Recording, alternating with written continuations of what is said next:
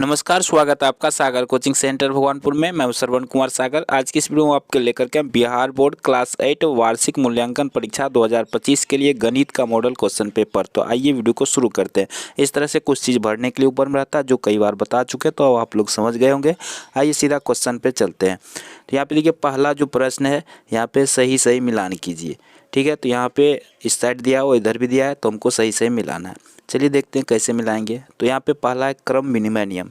तो क्रम विनिमय नियम क्या होता है इसको समझते हैं। तो देखिए, जैसे 5 जोड़ 2 लिखा है, तो इसको जोड़ने पे 7 होता है। अगर हम 2 जोड़ 5 भी कर दे तब भी क्या होगा, 7 होगा। तो क्या होते हैं, जोड़ में हम उल्टा करके भी जोड़ सकते हैं, तो ये बराबर आता है। तो इसको बोलते हैं क्रम विनिमय नियम।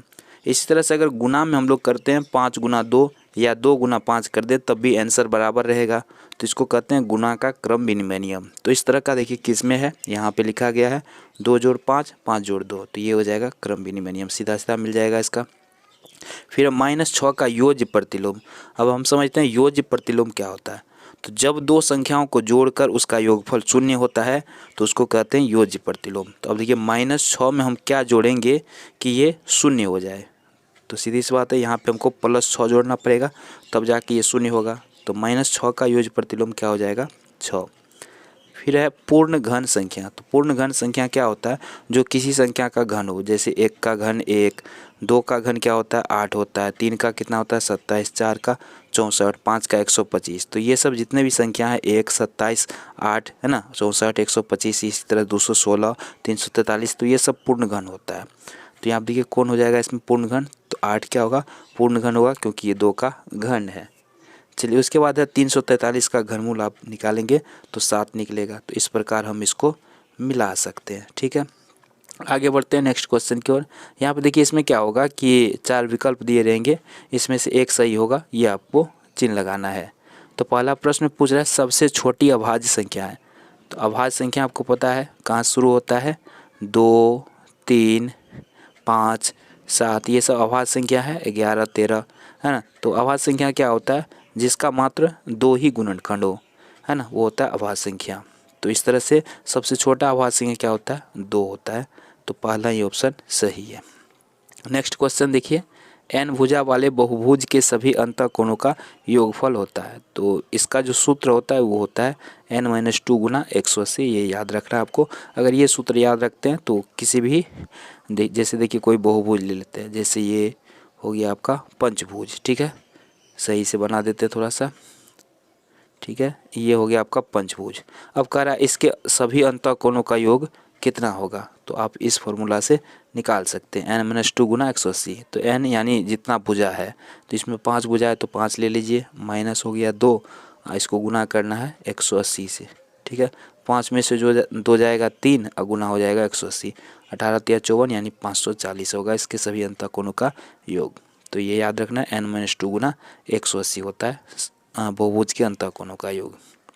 नेक्स्ट क्वेश्चन देखिए, 5, 6, 8, 10 का परिसर ज्ञात कीजिए। ठीक है, तो परिसर क्या होता है, परिसर निकालने का सूत्र होता है उच्चतम मान घटाओ निम्नतम मान। तो जो सबसे बड़ा रहेगा उसमें से सबसे छोटा वाला को घटा देना अगर परिसर निकालना हो तो इसमें सबसे बड़ा कौन है 10, सबसे छोटा कौन है 5, तो इसका जो परिसर हो जाएगा वो हो जाएगा 5। ठीक है, तो ऑप्शन नंबर पहला ही इसका सही है। नेक्स्ट क्वेश्चन लेते हैं, कह रहा है दो संख्या के बीच कितनी परमेय संख्या हो सकती है। तो जैसे दो संख्या है, जैसे एक है 2, 3, इसके बीच में कह रहा कितना परिमेय संख्या होता है। तो इसके बीच में ना दो संख्याओं के बीच में अनंत परिमेय संख्या होता है, इतना होता है कि इसको निकाल भी नहीं सकते हैं ना। तो अनंत परिमेय संख्या होती है। समचतुर्भुज की सभी भुजा, समचतुर्भुज ये इस तरह से बनता है समचतुर्भुज, है ना। तो इसमें सब भुजा क्या होता है आपस में बराबर होता है। समचतुर्भुज की सभी भुजा आपस में बराबर होती है। नेक्स्ट क्वेश्चन देखिए, एक समचतुर्भुज PQRS की रचना करना है जिसमें भुजा 5 सेंटीमीटर तथा विकर्ण दिया 7.5 सेंटीमीटर। तो अभी बताएं समचतुर्भुज की सभी भुजा आपस में क्या होती है बराबर होती है। तो इसको ऐसे बना सकते हैं, एक विकर्ण खींच लेते हैं पहले 7.5 का। ठीक है, यहाँ पे ऐसे विकर्ण खींच देंगे, नाप के खींचना है आपको। एग्जाम में जो है प्रकार बॉक्स लेके जा सकते हैं, गणित विषय का एग्जाम है तो ये 7.5 सेंटीमीटर का आपको नाप के खींच लेना है। मान लीजिए इसको हम रख देते हैं और इसमें क्या, इसको नाम रख देते हैं P और PQR, ये R, PR खींच दिए। अब इसमें देखिए P इधर ले लेंगे, QR हो जाएगा ये, और इधर इसमें जो आपको चाप काटना होगा, ठीक है, यहाँ पे आपको रख के चाप काटना होगा 4 दशमलव कितना है 5 सेंटीमीटर का त्रिज्या लेके यहाँ चाप काटिएगा। इधर से भी यहाँ काटिएगा जहाँ पे कटेगा, और इधर भी काटना है यहाँ रख करके, इधर भी यहाँ जहाँ कटेगा वहाँ पे मिला देना है। तो ये इस तरह से 5 सेंटीमीटर का आपका हो जाएगा सभी भुजा, है ना। और ये बीच वाला जो रहेगा 7.5। तो इस प्रकार से आप नाप करके इसका चित्र बना सकते हैं। फिर अगला पूछता है एक बेलन की लंबाई 30 सेंटीमीटर और त्रिज्या 7 सेंटीमीटर, तो इसका संपूर्ण पृष्ठीय क्षेत्रफल निकालना है। तो यहाँ पे आपको फॉर्मूला की ज़रूरत होगी। क्या आपको याद है बेलन का संपूर्ण पृष्ठीय क्षेत्रफल बराबर क्या होता है, 2πr प्लस क्या होता है r प्लस h। बेलन का संपूर्ण पृष्ठीय क्षेत्रफल बराबर 2πr प्लस क्या होता है r प्लस h। इसी तरह से फॉर्मूला होता है ना, चलिए निकाल के देखते हैं।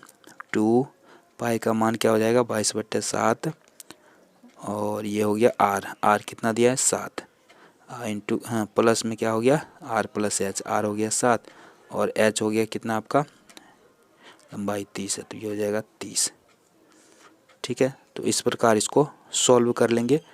ये कट जाएगा 0 0, 7 कट जाएगा, और ये हो जाएगा आपका 30 7 37, इधर 22।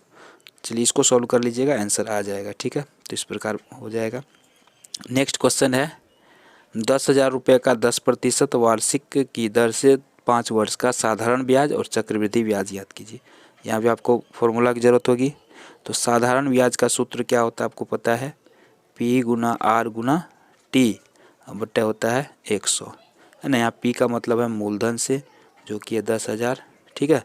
और उसके बाद हो गया R से दर होता है जो 10 दिया है, और T से होता है समय जो 5 दिया है, ठीक है। अब बट्टे में कर देंगे 100, इसको सॉल्व कर लीजिएगा तो ये साधारण ब्याज निकल जाएगा। फिर क्या कर रहा है चक्रवृद्धि ब्याज।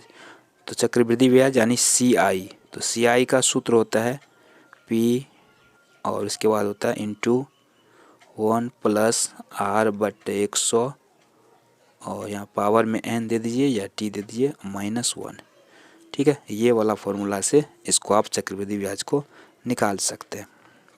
नेक्स्ट क्वेश्चन है 15 मीटर भुजा वाले घन का आयतन होगा। तो घन का आयतन बराबर क्या होता है भुजा क्यू, क्या होता है भुजा क्यू। तो यहाँ 15 का क्यूब निकालेंगे तो ये हो जाएगा 3375, ठीक है। तो इस तरह से आप इसको बना सकते हैं। नेक्स्ट क्वेश्चन लेते हैं 150 सेंटीमीटर और 210 सेंटीमीटर का अनुपात है। तो 150 अनुपात हो जाएगा 210, तो इसको लिखेंगे 150 बट्टे 210, 0 0 कट जाएगा, 3 से भाग दीजिए, 3 7 21, 3 5 15, 3 7 21, तो यानी 5:7 ये निकलेगा। अगला है समचतुर्भुज के क्षेत्रफल निकालने का सूत्र क्या होता है 1/2, फिर होता है समांतर भुजाओं का योग, समांतर भुजाओं का योग गुना होता है ऊंचाई, ठीक है। तो ये वाला इसका सूत्र होता है, तो याद रखना, इससे आप निकाल सकते हैं। तो आज की वीडियो में इतना ही, मिलते हैं एक और नए वीडियो के साथ। जय हिंद।